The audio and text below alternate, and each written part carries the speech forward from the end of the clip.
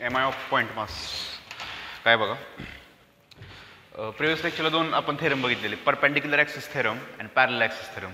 ते बघूयात आपण नंतर त्याचा यूज काय ते. आता एक दोन फॉर्म्युला सांगतो मी, महत्त्वाचे जरा ते महत्त्वाचे म्हणजे थोडं एक नॉलेजसाठी. काय बघा, MI ऑफ पॉईंट मास म्हणजे काय बघा, दिस इज ॲक्सिस ऑफ रोटेशन आणि हा माझा एक ऑब्जेक्ट आहे ॲट अ डिस्टन्स R. हां, ह्याला मी काय म्हणणार माहिती आहे का, पॉईंट मास. नावातच आहे point mass. What is mean by point mass? Point mass एक पॉईंट जायचं झालं पॉईंट मास. काढायचं काय मला, moment of inertia of point mass किती असेल, म्हणजे हा पॉईंट मास जर R डिस्टन्सवरती असेल या ॲक्सिस ऑफ रोटेशनपासून, आणि मला जर कोणी विचारलं सर फॉर्म्युला काय आहे MI, तर मी डायरेक्ट काय म्हणणार, ह्याचं मास कॅपिटल M काय असेल ते मास, स्मॉल m कॅपिटल M काय पण ठेवा, mass of this point mass multiply by distance square. Direct करायचं, डायरेक्ट सिम्पल आहे. तो पार्टिकल किती डिस्टन्सवरती ठेवला आहे झालं, मग त्या पार्टिकलचं मास आणि डिस्टन्सचा स्क्वेअर झालं काय MI ऑफ पॉईंट मास. आता अजून एक आहे logic second, MI of extended objects. MI of extended objects म्हणजे कसले, ठीक आहे. मला एक सांगा, ह्या सिच्युएशनमध्ये पार्टिकल किती आहे, एक. ह्यात पार्टिकल किती आहेत, n नंबर ऑफ पार्टिकल्स. म्हणजे मार्कर जर बनवायचं असेल, मार्कर घ्या, हे वॉच घ्या, ब्रेसलेट घ्या, काही घ्या, टी शर्ट कुठलंही घ्या, चेअर घ्या, टेबल घ्या, फॅन, जे ऑब्जेक्ट आहेत हे सगळे आता सांगितलेले, ते ऑब्जेक्ट किती कसे बनलेत, n नंबर ऑफ पार्टिकल्सपासून. त्यात n नंबर ऑफ पार्टिकल्स आहेत त्या ऑब्जेक्टमध्ये. अशा केसमध्ये n नंबर ऑफ पार्टिकल्स असतील तर त्याला काय म्हणणार मी, एक्सटेंडेड ऑब्जेक्ट्स. मग in case of extended objects मी काय म्हणणार, एक्सटेंडेड ऑब्जेक्ट मला असं काढावं लागेल मला, हा object, this is axis of rotation आणि हा ऑब्जेक्ट आहे.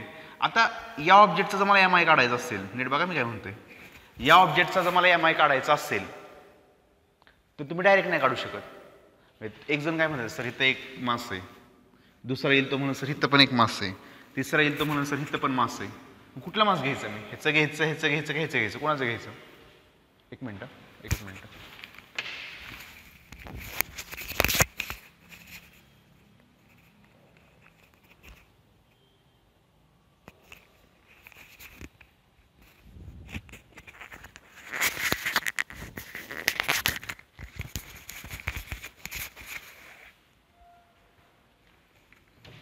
कुठं होतो आपण, हां, कुणाचं घ्यायचं मास, ह्याचं घ्यायचं कोणाचं घ्यायचं नक्की मास.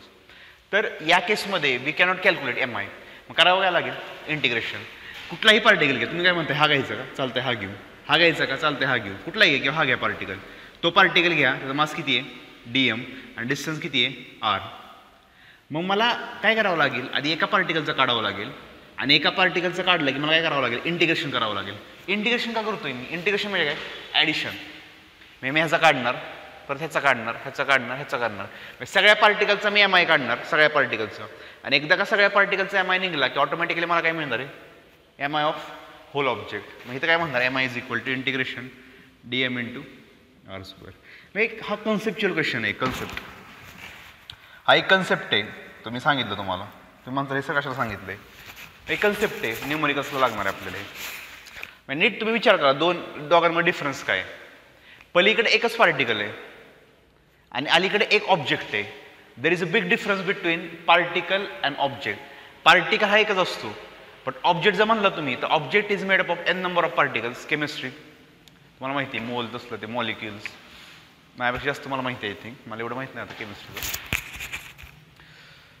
तर पार्टिकल तिकडे एक आहे आणि इकडे ऑब्जेक्ट आहे. फरक काय आहे, object is made up of n number of particles. मग n नंबर ऑफ पार्टिकल्स जर मला MI काढायचा असेल तर मला काय करावं लागेल, तो कन्सेप्ट वापरावा लागेल. आधी मी एका पार्टिकलचं काढणार आणि after calculating the MI of one particle by integrating this equation I can calculate the MI of whole system. त्यामुळे न्यूमरिकल्सला समजा चुकून आलंच की एक ऑब्जेक्ट आहे इरेग्युलर शेपचा आणि त्याचा MI काढायचा आहे, तर लक्षात ठेवा हा फॉर्म्युला, तो नाही वापरायचा, M इंटू R स्क्वेअर. हे बारका एक पॉईंट आहे, तो पॉईंट लक्षात ठेवा तुम्ही. झालं ओके. आता करायचं आहे काय आपल्याला, खूप मोठं काम आहे आता आपलं. आता प्रिव्हियस लेक्चरला आपण दोन थेरम बघितलेत, कोणते, पॅरलल ॲक्सिस थेरम आणि परपेंडिक्युलर ॲक्सिस थेरम. आता त्या थेरमचं ॲप्लिकेशन तुम्हाला सांगतो काय आहे नक्की ते. आता आपल्याला फॉर्म्युले बघायच्यात, ring, disc, solid sphere, hollow sphere, ते आपल्याला डिटेलमध्ये बघायचं. तर आता या जरा थोडं मी सांगतो मागचं सांगतो जरा मागचं की काय झालं. आता पॅरलल ॲक्सिसमध्ये फॉर्म्युला काय झालं आपलं. In case of parallel axis आठवा I0 is equal to IC plus MS². आणि परपेंडिक्युलरमध्ये काय झालं. परपेंडिक्युलरमध्ये IZ is equal to IX plus IY. नीट बघा बरं का तुम्ही नीट. थेरॉटिकल लेक्चर जे थेरी लेक्चर आहेत ना आपले व्हिडिओ लेक्चर ते सगळे नीट समजून घ्या बरं का, तर तुम्हाला ते MCQ सुटतील. DPP देणार आहे मी आत्ता, पण चॅप्टर तर होऊ दे आपलं. चॅप्टर झालं मग कंटिन्युअसली DPP देणार आहे मी. हा चॅप्टर होईपर्यंत थांबलोय जरा मी. पॅरलल ॲक्सिस आणि परपेंडिक्युलर ॲक्सिस. तर आता पॅरलल ॲक्सिसमध्ये फॉर्म्युला काय आपला I0 is equal to IC plus MS². आणि परपेंडिक्युलर हा दोन्ही फॉर्म्युला लक्षात ठेवा. दोन्ही फॉर्म्युले एक्स्ट्रीमली इम्पॉर्टंट आहेत. सगळ्यात दोघांमध्ये महत्त्वाचं कुठला माहिती आहे का. हा फॉर्म्युला 5 स्टार आणि हा 3 स्टार आहे. मिनिंग कळलं ना तुम्हाला. हे नक्की कशाचं आहे नक्की. I0 काय कुठलाही ॲक्सिस. IC काय axis passing through centre of mass. Only centre of mass. हा कुठं पण घ्या तुम्ही डझंट मॅटर. M अख्ख्या ऑब्जेक्टचं मास आणि H दोन ॲक्सिसमधलं डिस्टन्स I0 आणि IC मधलं. हे काय ॲक्सिस पासिंग थ्रू सेंटर आणि परपेंडिक्युलर टू प्लेन. हे काय axis passing through centre but in plane. ते दोन प्रूफ अतिशय महत्त्वाचे आहेत. म्हणजे जे थेरीला एक्झामला पण येणार आहेत आणि याचे फॉर्म्युले अतिशय महत्त्वाचे आहेत. त्याच्यावरती न्यूमरिकल्स पण आहेत दोघांवरती. ते आपण न्यूमरिकलच्या वेळेस बघू त्याचं काही नाही आहे. पण हे दोन फॉर्म्युले आता लक्षात ठेवा पॅरलल अँड परपेंडिक्युलर. आता काढायचं काय माहिती का आपल्याला फॉर्म्युले काढायचे. आता नीट बघा एकदम पुढे एकदम कॉन्सन्ट्रेट करा. दिलसे बघा दिलसे. इथून बघा इथून डायरेक्ट पुढे. काय आता पहिला ऑब्जेक्ट घेतो मी फॉर्म्युले. हे सगळं महत्त्वाचं आहे बरं का. नोट्समध्ये दिलं आहे मी काय प्रॉब्लेम नाही आहे. तरी पण लिहायचं असेल तर लिहून घ्या तेवढीच प्रॅक्टिस. आता फॉर्म्युले बघा मी सांगितलेलं तुम्हाला मागच्या लेक्चरला. कुठले कुठले ऑब्जेक्ट आहेत आपले. Ring, disc, solid sphere, hollow sphere आणि लास्ट काय रॉड. त्या 5 जणांचे मला MI काढायचे. MI. आता रिंगमध्ये मी बघा काय म्हणतो नीट बघा पूर्ण कॉन्सन्ट्रेट करा जरा व्हिज्युअलायझेशन करा कसं आहे. आता ही रिंग आहे. आता रिंगमध्ये मी ॲक्सिस कुठं पण ठेवू शकतो. आता नीट बघा हा ऑब्जेक्ट आहे. नीट बघा कॉन्सन्ट्रेट करा बघा हा एक. आता रिंग आणि डिस्कमध्ये 5 फॉर्म्युले टोटल. नीट बघा. आता मी तुम्हाला काय म्हणलं मोमेंट ऑफ इनर्शिया कोणावर डिपेंड असणार आहे ॲक्सिसवरती की तुम्ही ॲक्सिस कुठं ठेवला आहे. कुठं पण ठेवू शकतो मी. तर there are total 5 positions of axis. पहिलं काय पोझिशन आहे बघा काय हे हे रिंग नाही आहे. हा डस्टर आहे आपला रेक्टँगल. हा रेक्टँगल आहे. रेक्टँगलचं सेंटर कुठे आहे बघा इथे. तर माझा सगळ्यात मेन बरं का आता हे 5 जे ऑब्जेक्ट आहेत ना त्या 5 ऑब्जेक्टमध्ये एक स्टँडर्ड इक्वेशन आहे. म्हणजे कोणतं एक स्टँडर्ड फॉर्म्युला आहे. कोणता की axis passing through centre and perpendicular to plane. हा सगळ्यात स्टँडर्ड फॉर्म्युला आहे. हा फॉर्म्युला तुम्हाला मी डायरेक्ट देणार. तुम्ही विचारायचं नाही सर कुठनं आला काय म्हणतोय नीट बघा. एक फॉर्म्युला स्टँडर्ड आहे आणि त्या फॉर्म्युल्यावरून मला बाकीचे फॉर्म्युले काढायचे आहेत. कोणता फॉर्म्युला स्टँडर्ड आहे की तुम्ही कुठलाही ऑब्जेक्ट घ्या एक ॲक्सिस आहे ना तो सगळ्यात बाप आहे. बाप म्हणजे त्यांचा पप्पा आहे. हे स्टँडर्ड आहे. तो त्याला मानतात की बाबा तो ॲक्सिस भारी आहे बाकी नका बाकी बोर आहे सगळे. कोणता ॲक्सिस की जो ॲक्सिस सेंटर ऑफ मासमधून चालला आहे आणि जो प्लेनला काय परपेंडिक्युलर. मग रिंग, डिस्क, सॉलिड, हॉलो आणि हा रॉड त्या सगळ्यांचे मी डायरेक्ट फॉर्म्युला देणार. कोणता फॉर्म्युला की तो ऑब्जेक्ट आणि त्याचा axis passing through centre and perpendicular to plane. तुम्ही मला विचारू नका की सर कुठनं आलं कारण त्याचे प्रूफ आहेत ना ते खूप घाणेरडे आहेत. त्याचे प्रूफ जर तुम्ही बघितले ना तुम्ही जाता पळून इंटिग्रेशन करायचं आहे सगळं. मी दरवर्षी शिकवताना बॅचमध्ये जेव्हा चालू असतं लेक्चर ऑनलाईन नाही ऑफलाईनमध्ये त्यावेळेस मी एखाद दुसरा प्रूफ घेतो. 2 प्रूफ घेतो मी आणि मग पोरांना सांगतो का हा ह्याच्या पुढचे असे करायचे. पण तुम्हाला नाही सांगितलं त्यात वेळ जाईल. घेऊ शकतो मी प्रत्येक मला सगळं माहिती प्रत्येक इंटिग्रेशन कसे करायचे ते रिंग डिस्क ते इंटिग्रेशन करून मला तो फॉर्म्युला काढावा लागेल हा हवाला. पण त्याची काही गरजच नाही आहे ना पेपरला काय येणार नाही आहे आणि फुकटचं वेळ जाईल फुकटची माझी एनर्जी जाईल ते एक्सप्लेन कराय. आणि डबल गेम काय माहिती आहे का तुमच्या डोक्यात जाणार नाही. ते इंटिग्रेशनचा खेळ आहे सगळा. त्यावरती जाऊन इंटिग्रेशन घ्यायचं मग ते ॲड करायचं मग लिमिट पुट करायचं लय घाण खेळ येतो मोठा खूप मोठा खेळ येतो. त्यामुळे त्याचे प्रूफ मी देणार नाही आणि ते तुमच्या पुस्तकात पण नाही आहेत. ते हाय लेवलचं झालं ना स्टडी जरा इंटिग्रेशन वगैरे त्यामुळे त्याचं काही गरज नाही आहे. मी तुम्हाला डायरेक्ट फॉर्म्युला देणार डायरेक्ट.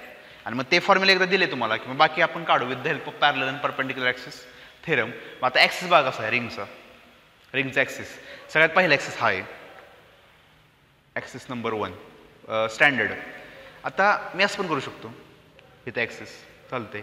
इक्वेशन बघा काय झालं, पहिलं इक्वेशन, पहिला फॉर्म्युला. आता मी एक्स ठेवला घासून ह्याला, इक्वेशन नंबर 2 झालं. आता तिसरं कोणतं मला, हा एक्स ॲक्सिस, हा वाय ॲक्सिस झालं. ह्या दोघांची 2 इक्वेशन, 2 3 4, म्हणजे ह्याला हे पॅरलल. आता हे एक्स ॲक्सिस किंवा वाय ॲक्सिस जर असा आहे तर ह्याला असा, हे टोटल किती झाले 5 ॲक्सिस. थांबा आता एक एक घेऊ आपण, तुम्हाला कळेल. आता पहिला रिंगमध्ये पहिला फॉर्म्युला काय बघा, पहिला. आता रिंग बघा कशी काढतो ॲक्सिस मी, हा एक ॲक्सिस 1, हा ॲक्सिस 2, हा आणि हा आय एक्स आणि आय वाय, ॲक्सिस 3 आणि ॲक्सिस 4. समजलं का बघा, समजते का बघा. तुम्हाला ॲक्सिस व्हिज्युअलायझेशन करावं लागेल जरा, की ॲक्सिस कसे आहेत नक्की ते थोडं जरा नीट बघावं लागेल तुम्हाला काय येते. किंवा रिंग अशी नाही काढली तरी चालेल, अशी नको काढायला, तुम्हाला कळणार नाही. थोडी जरा नीट काढू रिंग, उभी काढू, आडवी, अशी काढू, ही रिंग काढू अशी, हे ओके. अशी होती ना की मी अशी केली फक्त, बस हे सोपं आहे जरा.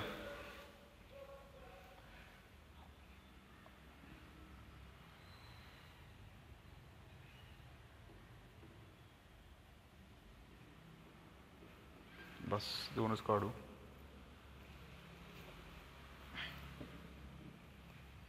वन 2 3 आणि हा 4. बघा कसं केलंय मी आता.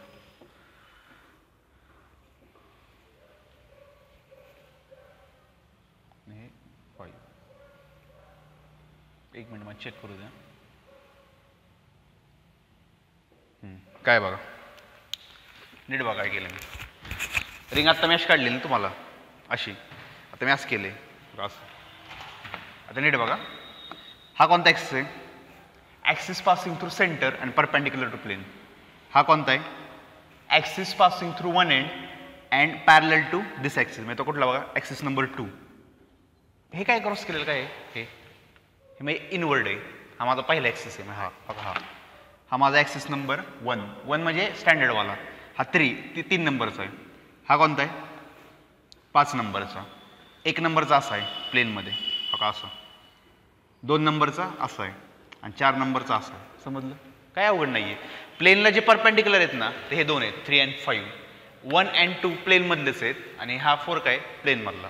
आता फॉर्म्युला बघा मी काय म्हणतो. आता ह्या सगळ्यांमध्ये एक स्टँडर्ड फॉर्म्युला कुठला आहे माहिती आहे का, axis passing through centre and perpendicular to plane. म्हणजे कोणता, ॲक्सिस नंबर 3. मग मी काय म्हणणार की moment of inertia of third axis काय माहिती का, डोक्यात फीड करा, फीड इन माइंड, फीड करा डोक्यात आणि 5 स्टार करा. स्टँडर्ड फॉर्म्युला रिंगचा, moment of inertia of ring about an axis passing through centre and perpendicular to plane is m into r², where m is called as mass of ring आणि r काय रिंगची radius. एकदम standard formula. आणि हा formula जर derive करायचा असेल तर you have to do integration, जे मी तुम्हाला सांगणार नाही. हा सगळा स्टँडर्ड फॉर्म्युला. आता बघा बाकीचे फॉर्म्युले मी कसे काढतो, कसे काढणार तो फॉर्म्युले.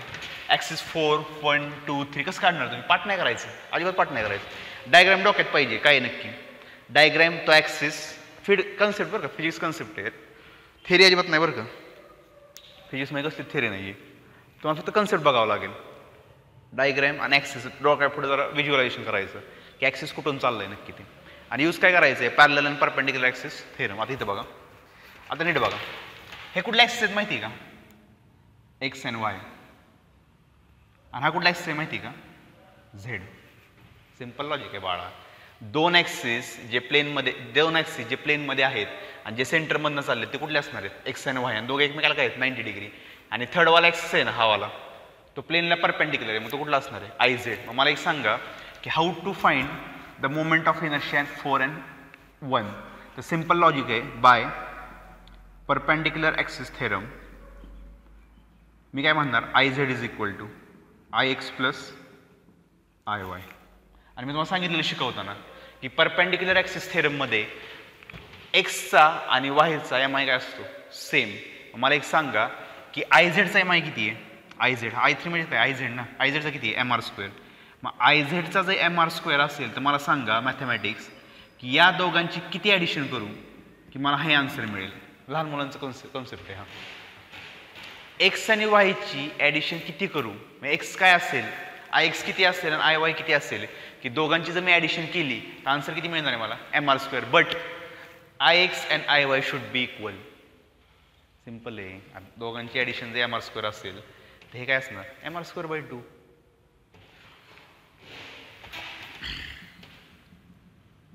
किती असणार आहे, ह्या दोघांची ॲडिशन 2 यायला पाहिजे. पण कंडिशन काय आहे, हे पण सेम पाहिजे आणि हे पण सेम पाहिजे. मग आन्सर एकच आहे 1+1. सिम्पल आहे. समजा ॲडिशन किती आहे 6 आहे, 6. तर मी काय म्हणणार IX + IY. तर तुम्ही काय म्हणणार सर ह्या दोघांची ॲडिशन जर 6 येत असेल तर कंडिशन काय आपली, हे दोघं सेम पाहिजेत. मग एकच कंडिशन आहे 3+3. हे पण अशा ही पण आहे कंडिशन 5+1. आपण 5+1 मध्ये 5 आणि 1 कुठे इक्वल आहे. आपलं परपेंडिक्युलर ॲक्सिस थेरममध्ये कंडिशन काय माहिती का की या दोघांची ॲडिशन एवढी यायला पाहिजे. बट IX आणि IY शुड बी इक्वल. ह्या 2 एक्झाम्पलमध्ये काय केलं माहिती का मी, हा जो नंबर आहे ना, हा नंबर त्याला 2 ने डिवाइड करा. 2/2 किती येणार 1. हा का 1+1. 6 ला 2 ने डिवाइड करा 6/2 3.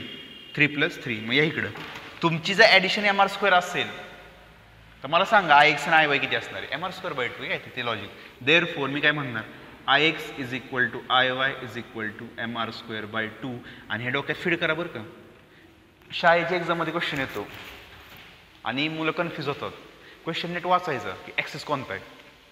मुलं काय म्हणतात रिंग ना MR². अरे पण ॲक्सिस कुठला आहे, प्लेनमधला आहे का प्लेनला परपेंडिक्युलर आहे का एका एंडला चालला आहे, कुठला आहे.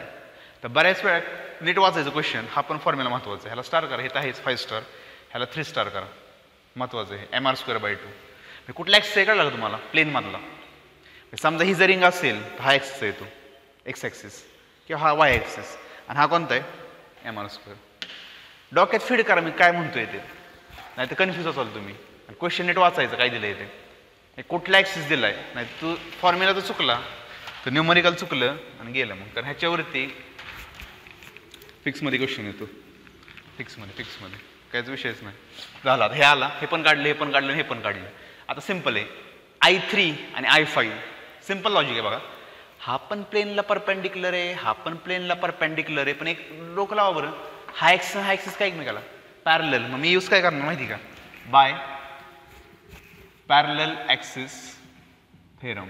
विषय संपला. वापर की पॅरलल ॲक्सिस. काय हा I5 = काय आहे पॅरलल ॲक्सिस थेरम काय I0 = IC + MA². IC काय जो सेंटरमधनं चालला आणि प्लेनला काय परपेंडिक्युलर तो कोणता आहे I3 + M × H². खतम. I5 मला काढायचं आहे. I3 किती आहे हो इथे काढलं MR² + M आणि H काय 2 ॲक्सिसमधलं डिस्टन्स ते किती आहे R, radius of ring R², 2MR². विषय संपला.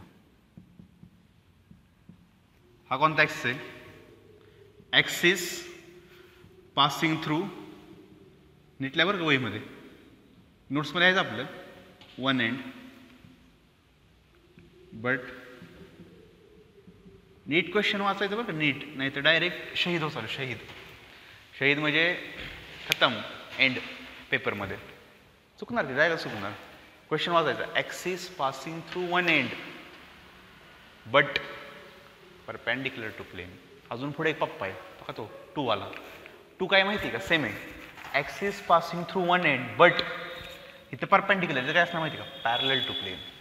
तुम्हाला आधी हे कळलं आहे का प्लेनमध्ये कुठलं असतं परपेंडिक्युलर टू कुठलं का नाही कळलं अजून. हे प्लेनमध्ये आणि मी जास्त केलं तर परपेंडिक्युलर. लहान मुलांचं येतं. ही रिंग आहे अशी रिंग. असं जर केलं मी तर इन प्लेन, असं केलं तर काय ना परपेंडिक्युलर टू प्लेन. विषय संपला. मग तेच आहे. त्यामुळे नीट लक्षात हे कोणतं आहे ॲक्सिस पास. हे लिहायची गरज नाही IX आणि IY. हे कुठलं आहे प्लेनमध्ये X आणि Y ॲक्सिस. दुसरं आता हाऊ टू फाइंड 2. सिम्पल तेच पॅरलल ॲक्सिस थेरम. हा का हे बघा 2 आणि 1 एकमेकाला काय पॅरलल आहे. खाली पण तेच घेतो. Therefore I2 = I1 + M × H². मग I2 = I1 किती आहे काढले की आपण 1 म्हणजेच काय Y आणि Y ॲक्सिस किती आहे MR²/2. मग MR²/2 + M × दोघांचं डिस्टन्स स्क्वेअर R². किती आलं हे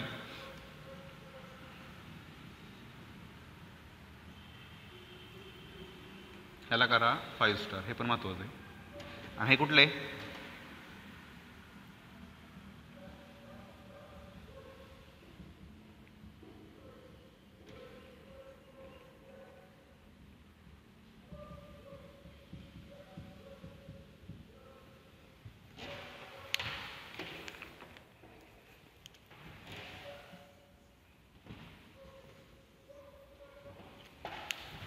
लिहून घ्या वहीमध्ये, लिहून घ्या नोट्समध्ये आहेत तरी पण लिहून घ्या बोर्डवर. जरा कसं आहे, शिकवताना समजलं आणि तिचं लिहून काढलं तर अजून ते कळतं. त्यामुळे लिहून घेऊ शकता तुम्ही हे तुमच्या लँग्वेजमध्ये, वहीमध्ये लिहून घ्या नोट्समध्ये नका, लिहून घ्या. हे समजलं का तुम्हाला? पेपरला येत नाही बरं का प्रूफ, पेपरला ह्याच्यातलं काही येत नाही. पेपरला तुम्हाला फक्त लक्षात काय ठेवायचं माहिती का, हा फॉर्म्युला, हा तो आणि तो, बस. For numericals only. पेपरला येत नाही की रिंगचे फॉर्म्युले काढा, तसला क्वेश्चन नसतो कधीच. हे न्यूमरिकलसाठी लागणार आहे आपल्याला.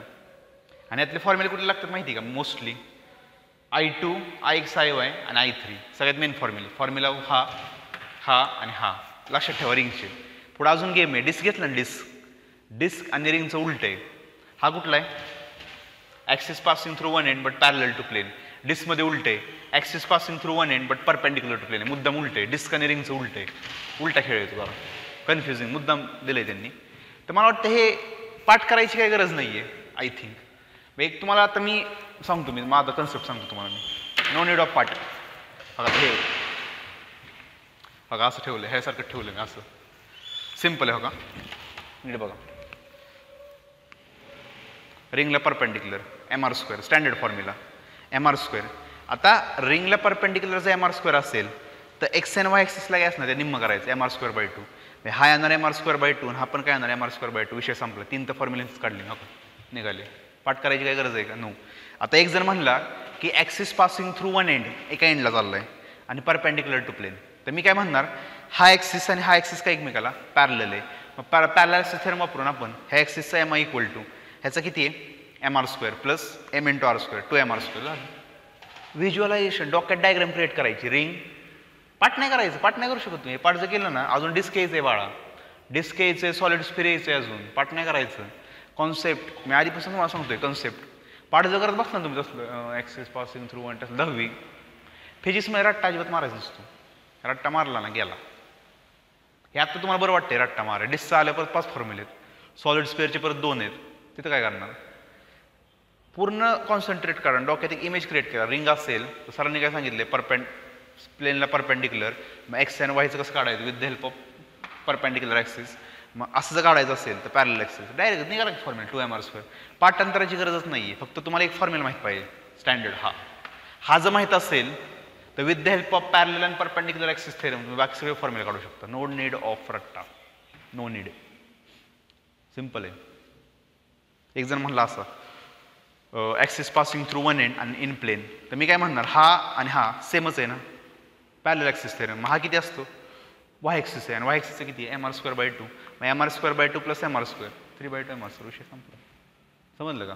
मग इम्पॉर्टन्स पण असं आहे आत्ता परपेंडिक्युलर आणि पॅरलल ॲक्सिस.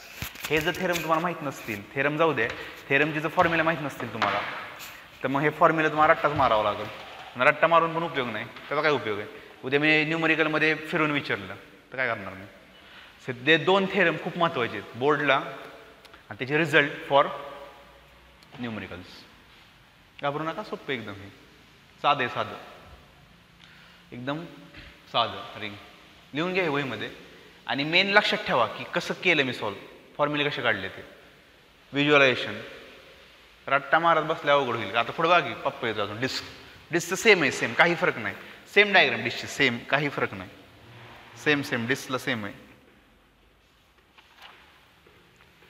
Same diagram. फक्त काय करतो माहिती आहे का, डिस्कला मी असं काढतो, असं. हे काय थिकनेस डिस्कची. आता डायग्राम यानं काढू शकत नाही तशी. डिस्क मध्ये असं असतं माहिती आहे तुम्हाला का, असं. ते हे जे आहे ना, हे ते मी साईडला काढले तिकडं मागं. मग तुझं डिफरन्स आहे डिस्क आणि रिंगमध्ये. रिंग हॉलो असते ना, डिस्क नसते हॉलो. डिस्क बाकी सगळं सेम ठेवतो मी. I3 परपेंडिक्युलर ॲक्सिस हे असंच ठेवतो सगळं मी. फक्त फॉर्म्युला माझा चेंज होईल, फॉर्म्युला माझा चेंज होणार आहे, त्यात काही विषय नाही आहे.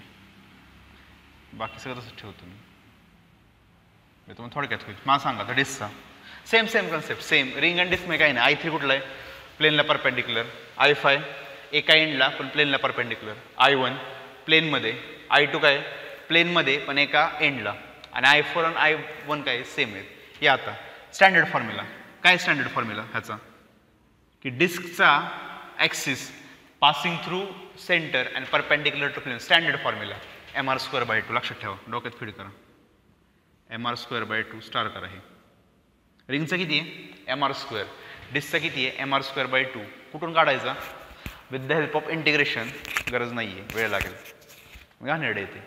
mr²/2. आता पुढचं संपलं, विषय संपला होता, खतम, फिनिश. तुम्हाला एक फॉर्म्युला काढायला तुम्ही सगळं काढू शकता. व्हिडिओ पॉज करा आणि सगळे काढा फॉर्म्युले. जर तुम्हाला जमले तर जमलं, मग जिंकलं तुम्ही. पॉज करा आणि एक ट्राय करा. सेम मागचंच कॉपी करायचं आहे. जे आत्ता केलं ना आपण तेच करायचं सगळं. सिम्पल. एक पॉज करून ट्राय करा. येते का बघा?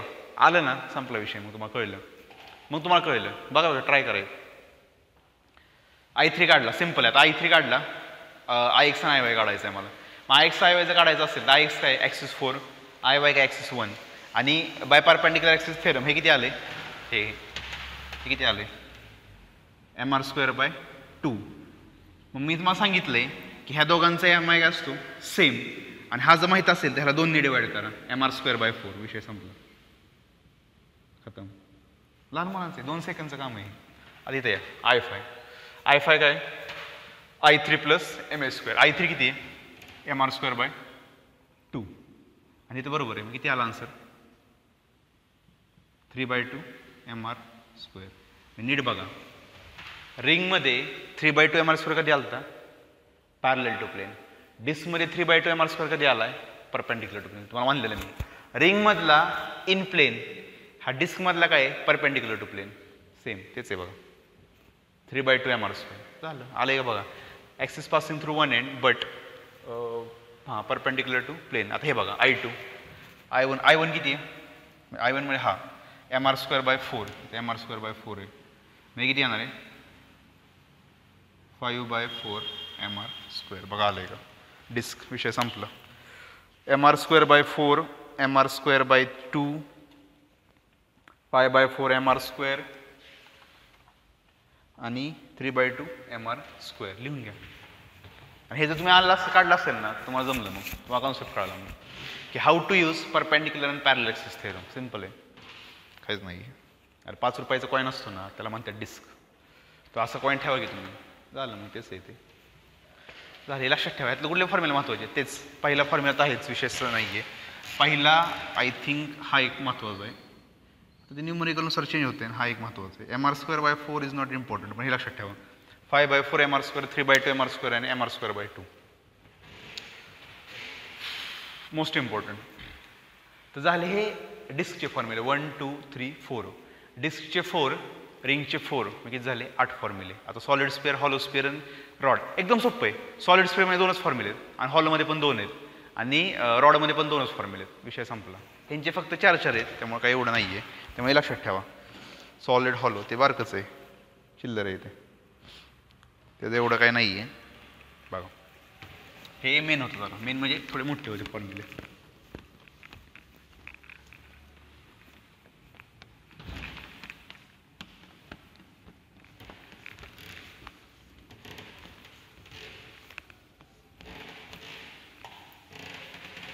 पुढचं घ्या.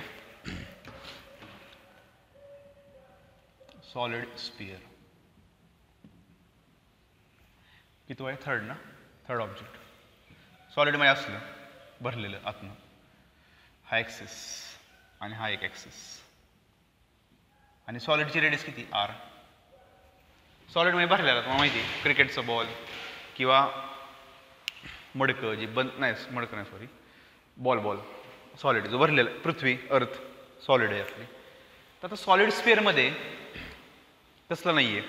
In plane, perpendicular to plane. Sphere बघा, स्पिअर कसा असतो? असा असतो. असं मला सांगा, आता त्या स्पिअरमध्ये मी जर समजा असा ॲक्सिस काढला किंवा असा काढला किंवा असा काढला, फरक पडणार आहे का? मी कळणारच नाही. ॲक्च्युली असं आहे ना, डिस्क कशी होती आपली? अशी होती कॉईन. रिंग आपली अशी होती. त्यात मी काय म्हणायचो प्लेनला परपेंडिक्युलर किंवा प्लेनला. तर मी बॉलच घेतला तर बॉलमध्ये तुम्हाला काय माहिती की प्लेनमध्ये कोणते विदाऊट प्लेनमध्ये बॉल मी असा ठेवला एवढा तिथं. तर कशा होणार तो कुठलं प्लेन म्हणजे असं केलं तुम्ही काय म्हणणार सर परपेंडिक्युलर टू प्लेन. मी बॉल परत फिरवला आणि परत ॲक्सिस काढला. म्हणजे in case of solid sphere आणि हॉलो स्पिअर तसली भानगड नसती. In plane perpendicular to plane एकच फॉर्म्युला आहे अकॉर्डिंग टू डायमीटर. म्हणजे डायमीटरमधनं जो जातोय ना तेवढाच फॉर्म्युला एकच फॉर्म्युला आहे. म्हणजे सॉलिड स्पिअरचा फॉर्म्युला काय M I of solid sphere about any diameter. इथं डायमीटरचा केस आहे. स्पिअरमध्ये we don't use axis in plane आणि axis in perpendicular. M I of solid sphere about any diameter. म्हणजे मी समजा ॲक्सिस असा ठेवला तर मी काय म्हणणार हा डायमीटर. मी असं ठेवला हा डायमीटर. म्हणजे डायमीटरच्या अलॉंग चाललंय ना ते प्लेनला परपेंडिक्युलर असं नाही आहे. सॉलिड स्पिअर म्हणलं की फक्त काय ना डायमीटर. मग डायमीटरचा असतं ते लक्षात ठेवा फॉर्म्युला. कुठून आला कसा आला नका विचारू. 2/5 स्टार्ट करायला. M I of solid sphere about any diameter. कसंही ठेवा ॲक्सिस कसंही ठेवा. मी आता 2 काढले कसंही ठेवा. मी असं केलं ना डझंट मॅटर. असं जरी काढलं ना मी तरी काय प्रॉब्लेम नाही. समजा सॉलिड स्पिअर असं आहे असं काढला 2/5 असा काढला 2/5 असा काढला. तसं चाललंय की ते हे पण डायमीटरमधनं चाललंय आणि हे पण डायमीटरमधनं चाललंय. चेंज नाही आहे. हा पण डायमीटरमधनं चाललाय. सो 2/5 काय असणार आहे कॉन्स्टंट. आता ह्यात अजून एक फॉर्म्युला आहे कोणता. समजा मी असं काढलं डायमीटर चालतंय तर या डायमीटरला पॅरलल एक काढा हा तेवढाच फॉर्म्युला आहे. या डायमीटरला पॅरलल एक काढा तेवढाच फॉर्म्युला आहे. समजा मी डायमीटर असा काढला समजा माझा ॲक्सिस असा आहे बघा असा तर या ॲक्सिसला पॅरलल एक ॲक्सिस काढा पासिंग थ्रू वन एंड एकच फॉर्म्युला हा. In case of solid sphere there are only 2 formulas. एक तर लक्षात ठेवा 2/5 आता दुसरा कोणता आहे अबाउट वन एंड. मग मला सांग कसं काढणार parallel axis theorem. I2 is equal to I1 plus mh². I1 किती आहे 2/5 mr² plus m into r². दोघांमध्ये डिस्टन्स किती r आहे ना किती येणार माझं पाडं झालं आहे त्यामुळे आता काय 7/5 mr². लक्षात ठेवा दोन्ही फॉर्म्युले महत्त्वाचे. M I of solid sphere about one end. स्पिअरला घासून ॲक्सिस गेला तर एवढा येणार 7/5. स्पिअरच्या सेंटरमधनं गेला किंवा डायमीटरला गेला तर 2/5 mr² झालं. आता सेम हॉलोच आहे सॉलिडचं. फोर्थ घ्या आता हॉलो स्पिअर. हॉलोचा पण तोच किस्सा आहे हॉलो स्पिअर. हॉलोत फरक काय आतून मोकळे ॲक्सिस 1 आणि ॲक्सिस 2 हा 1 2.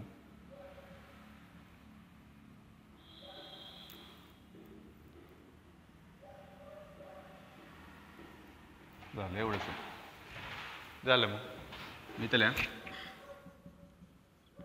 M I of hollow sphere थोडा अवघड वाटेल बरं का बट ठीक आहे ना काय प्रॉब्लेम काय. फिजिक्स म्हणलं थोडा अवघड येणार 2/3 mr². लक्षात ठेवा डोक्यात फिड करा. सोपे रिंग mr². डिस्क किती mr²/2. सॉलिड स्पिअर 2/5 आणि जर 2/3 तर 5 करायचे 3 करायचे विषय संपला. आणि अबाउट वन एंड कसं काढणार पॅरलल ॲक्सिसने. I2 is equal to I1 plus mh². I1 किती आहे किती आला 5/3. तुम्ही एक काम करा मेन फॉर्म्युला लक्षात ठेवा. मेन कोणते 5 मेन. रिंगचा सेंटरमधनं जाणारा परपेंडिक्युलर टू प्लेन mr². डिस्कचा mr²/2. सॉलिड स्पिअरचं एकच लक्षात ठेवा 2/5 आणि हॉलोचं काय 2/3. आणि with the help of my concept you can calculate this फॉर्म्युले. आणि जर तुमचा रट्टा एकदम भारी असेल एकदम भारी रट्टा म्हणजे सर मी म्हणजे रट्ट्यात एक्सपर्ट तर रट्टा मारू शकतो. हा पण लक्षात ठेवा डझंट मॅटर. बट दिलसेचं बघितलं तुम्ही हे लेक्चर तर ऑटोमॅटिकली न्यूमरिकल सॉल्व करताना तुमच्या डोळ्यासमोर हा बोर्ड येणार. ऑटोमॅटिकली तुम्हाला कळणार इथं 2/5 लिहिलं सरांनी आणि इथं 7/5 लिहिलं. इथं किती लिहिलं सरांनी 2/3 आणि इथं 5/3. नीट जर बघितलं इथून दिलसे आणि इथून डोक्यातून नीट बघायचं तर ते होऊन जाईल. झालं, संपलं विषय. 2 फॉर्म्युले झाले. ऑब्जेक्ट किती झाले? 4. आता एकच राहिलं रॉड. तसे ऑब्जेक्ट बरेच आहेत बरं का. तसं तुम्ही नीटचं पुस्तक जर ओपन केलं किंवा जेईचं ओपन केलं तर अजून मी देणार आहे अजून 2-3 एक्स्ट्रा फॉर्म्युले. अजून 2-3 एक्स्ट्रा मिळतील तुम्हाला. अजून 2-3. ह्यात पण गेम आहे माहिती का. पण ते मी काय घेत नाही माहिती का, कारण त्याच्यावरती क्वेश्चन नाहीत. Same question, same hollow spare असा आहे आणि आतनं अजून एक स्पिअर आहे. ह्याची रेडियस किती आहे? R1. तुमच्या पुस्तकात दिलं आहे ह्याची रेडियस R2. ते MI काढायचं आहे. असलं काहीतरी 2/3m R2² - R1². तसलं काहीतरी आहे बघा. तसे खूप ऑब्जेक्ट आहेत मग. पण मेन आपले 5 आहेत ना, आणि मेन स्टँडर्ड इक्वेशन एवढेच आहेत. आणि मी ह्याच्या व्यतिरिक्त मी आता बघितलं पुस्तक एवढे काही येत नाहीत क्वेश्चन. MCQला पण एखाद दुसरा क्वेश्चन असतो. सॉलिड स्पेअरमध्ये अजून एक सॉलिड स्पेअर आहे, तर MI किती असेल. पण त्याची काही गरज नाही आहे. मी ते नाहीच आहेत क्वेश्चन मोस्टली, त्यामुळे ते नाही घेणार मी. जेवढे घेतो तेवढे नीट लिहून घ्या फक्त. Solid and hollow. आता राहिलं काय? रॉड. रॉडचे पण 2च फॉर्म्युले आहेत. रॉड के भी 2 ही आहे फॉर्म्युले. हे लेक्चर नुसते फॉर्म्युले आहेत आणि सगळ्यात महत्त्वाचं लेक्चर आहे हे. फॉर्म्युले जर तुम्हाला कळले तर न्यूमरिकल तुम्हाला सुटणार आहेत, नाहीतर मग बसा ओरडत. कितवं? 5th. रॉड. रॉडचं कसं आहे असं आहे बघा. रॉड मग आपला रॉड माहिती आहे तुम्हाला. रॉडचा हा एक ॲक्सिस आणि हा एक ॲक्सिस आहे. विषय संपला. 1 and 2. बाकी नाही काय, प्लेन बिनमध्ये नाही. रॉडला एकच आहे, axis passing through centre and perpendicular to plane. कोणता? पहिला आहे. आणि दुसरा काय? Axis passing through one end आणि परपेंडिक्युलर टू प्लेन. 2च आहेत. मग एक लक्षात ठेवा, I1चा फॉर्म्युला काय? I1 ml²/12. ह्याचं प्रूफ आहे. पण मी नाही घेत. स्टार करा. ml²/12. लिहून घ्या वहीमध्ये लिहून घ्या. आणि L काय आहे? L हे डिस्टन्स L आहे. टोटल रॉडची लेंथ. L काय? Length of rod. M काय? Mass. ml²/12. Axis passing through centre and perpendicular to rod. ml²/12 डोक्यात फीड करा. Where L is called length of rod. मग निम्मी किती येणार आहे? L/2. विषय संपला. मला सांगा I2 कसा काढणार? About one end. How to find one end? I2 is equal to I1 + mh². I1 किती आहे? ml²/12 प्लस m इंटू आणि h काय? 2 ह्यातलं डिस्टन्स किती? L/2. नीट करा मॅथमॅटिक्स. रेडियस नाही आहे, इथं लेंथ असते. रॉडमध्ये लेंथ असते, not radius. Therefore ml²/12 plus m into हे किती येणार? L²/4. LCM किती असतो? 12. 5वीतलं गणित. ml² प्लस आणि 3 वरती मल्टिप्लाय करा. मी किती आलं वरती? 4 ml²/12 आणि 4 ने डिवाइड करा. किती? माझं पाठ झाले ना ml²/3 माहिती आहे मला. I2 झालं खतम. हे 2 स्टार करा. दोन्ही बाप फॉर्म्युलेत. 7 स्टार करा. रॉडचं भारी जरा बघा. झालं.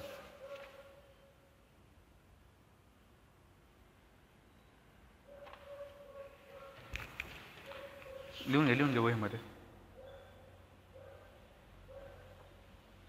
लिहून घ्या.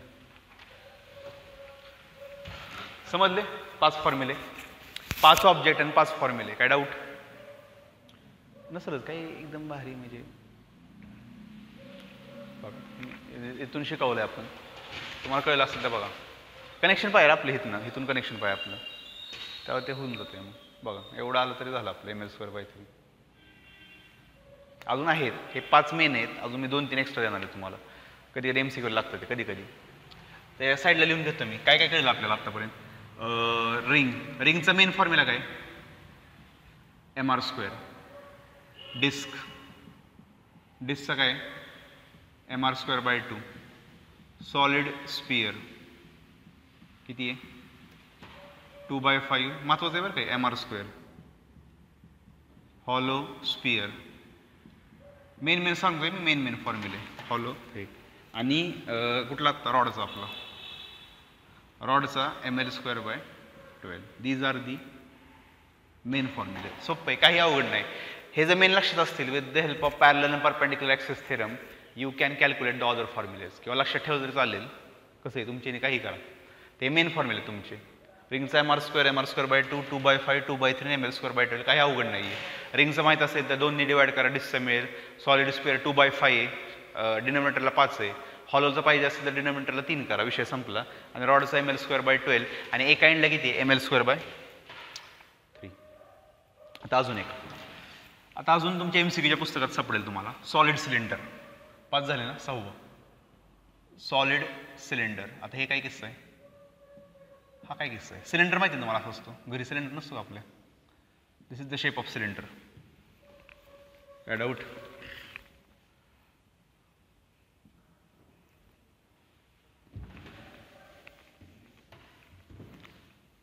रेडियस अँड ही लेंथ ऑफ सिलेंडर L आणि ही रेडियस R.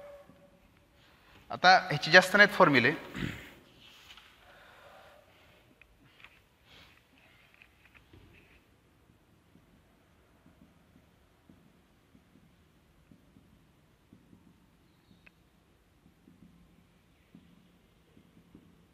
एकच देतो फॉर्म्युला मी, बाकी नको लिहायला, मध्ये कारण बस जास्त होईल जास्त ते काय वापरत नाही. कधी कधी MCQच्या पुस्तकात असतो बघा, find the moment of inertia of solid cylinder about an axis passing through its axis of symmetry.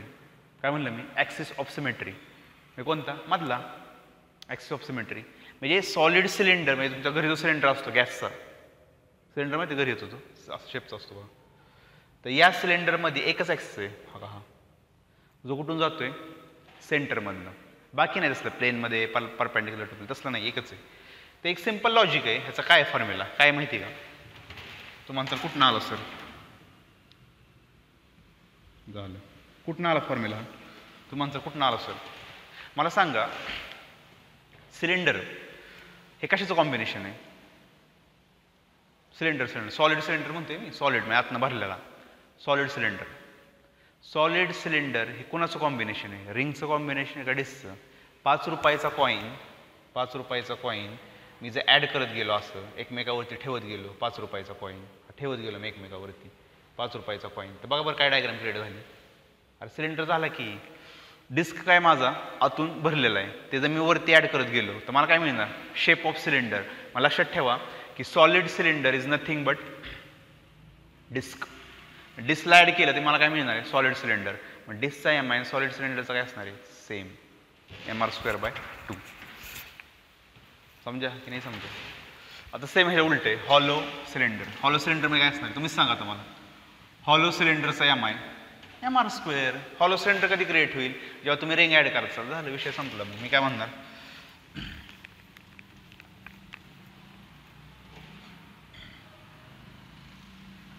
Hollow MI किती आहे, विषय संपला. लिहून घ्या वहीमध्ये. MCQला हे लागतं बरं का, MCQसाठी आहे MCQ.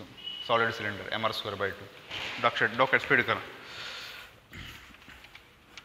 बाबा. अजून एक आहे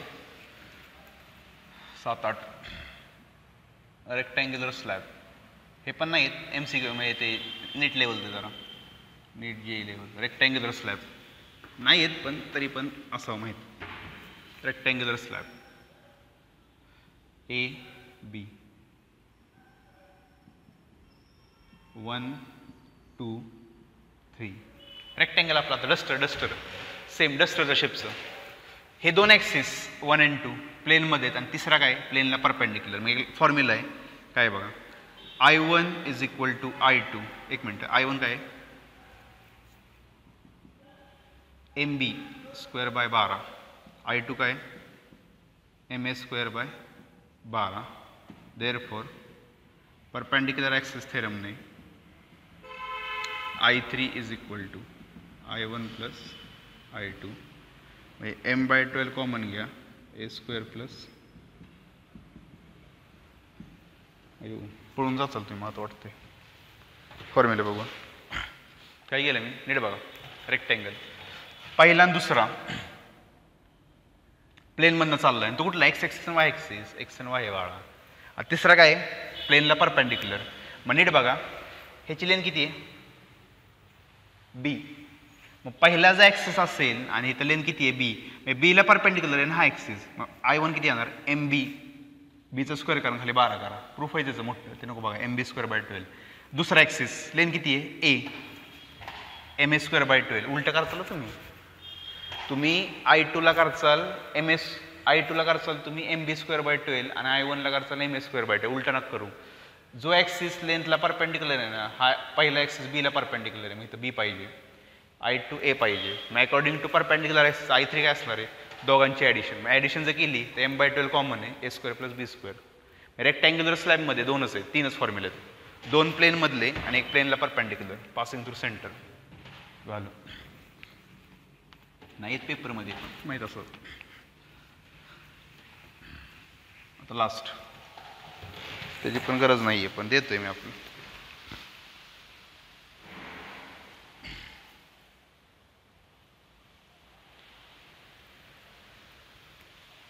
पुढचं बघा.